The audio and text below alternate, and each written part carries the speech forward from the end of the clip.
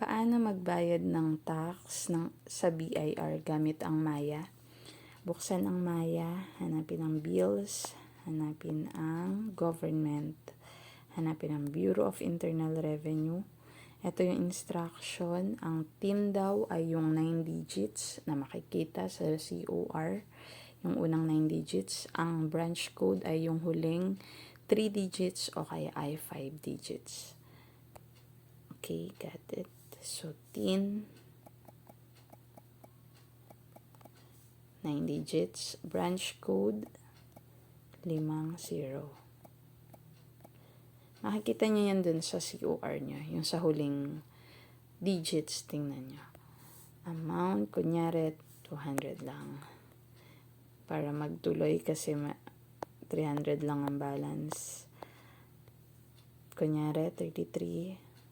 Ito yung mga form series, 0600 kung ang babayaran mo ay nagsa-start sa 06, tulad ng 0605, 1600 kung nagsa-start sa 16, like 1601 EQ, ganun.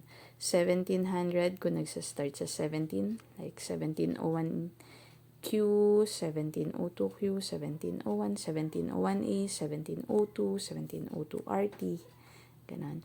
2000 series, stamp tax yata yan, 2000. 2200 nagsa-start sa 22. 2500 nagsa-start sa 25, tulad ng 2550, 2550Q, 2551Q. Kunyari, ang babayaran natin ay 1600 series, 1601C, or yung sa compensation. Tax type, WC, kung saan na siya nakalagay.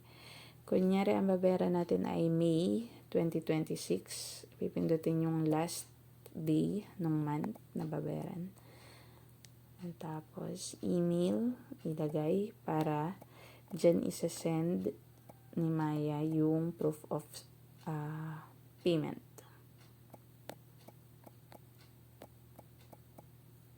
Continue. Yan. Merong 20 na convenience fee.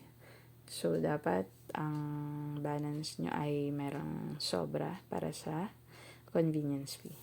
And then, pay. Ayan, pagkapindot nyo ng pay, ito yung lalabas. Makikita nyo, processing pa lang siya. Pero, i-download or screenshot nyo na din to para may proof kayo na pinrocess na or binayaran na. And then, after ilang hours or minsan ilang days, pag-check nyo sa Maya, sa transactions, makikita nyo completed na siya. Tapos, nagpapadala din yung Maya ng payment confirmation sa email, dun sa nilagay nyo ng email address. Ito ang mas maganda na gamitin as proof of payment. Ayan lang. Kaya nyo yan. Bye-bye!